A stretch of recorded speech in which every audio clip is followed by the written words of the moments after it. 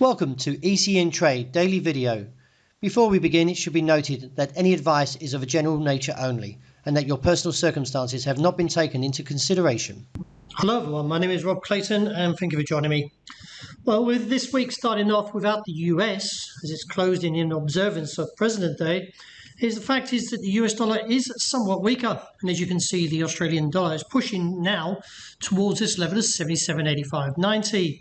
It is assessed, though, that ignoring the hanging man does give some concern that the squeeze is likely to continue, and therefore could see this push through 77.90 and on towards 78.35.40.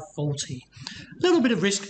The fact is that we could still see a bull trap at these highs, but it does make it somewhat uncertain due to the fact is that we're ignoring some of the signals that we're seeing here, and the market's just continuing to push on. Looking at the euro, still contained by the level of 128.85.95, and while intact, still suggests that we should see a further decline.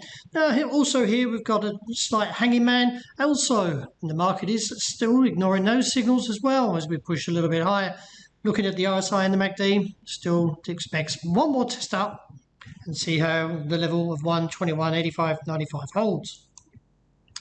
Looking at dollar yen, the market is reversed from its recent sell-off after the rejection close to that 105.80 to 106, and now taking a bit of a turn as it got closer towards this bottom side of the range around 103.70.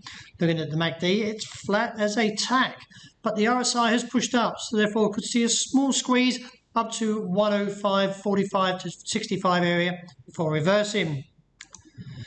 Looking at the pound, you have to jump to a weekly outlook, and therefore from the weekly onto the monthly does suggest there is further potential due to this squeeze. The market is not backing down, and since the Brexit divorce, along with that is that some of the technical aspects, as the overall condition from the monthly, weekly and daily, still wants to push higher, and now clearing this level of 138.65 could see the squeeze to continue.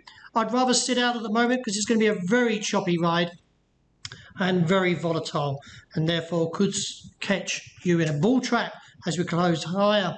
So therefore, I'd rather step out because the squeeze could take the shorts out and the rally could eventually get a bull trap. So it's too hard to call at this present stage.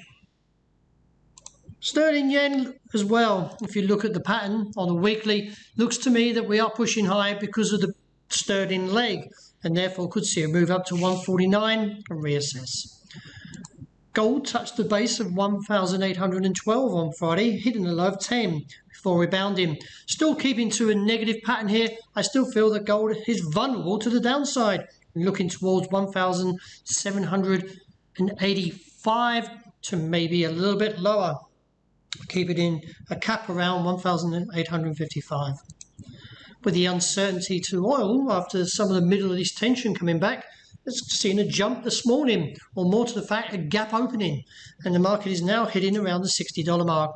I'd rather step out for the moment because there is some divergence, so any push up would probably be rejected very soon.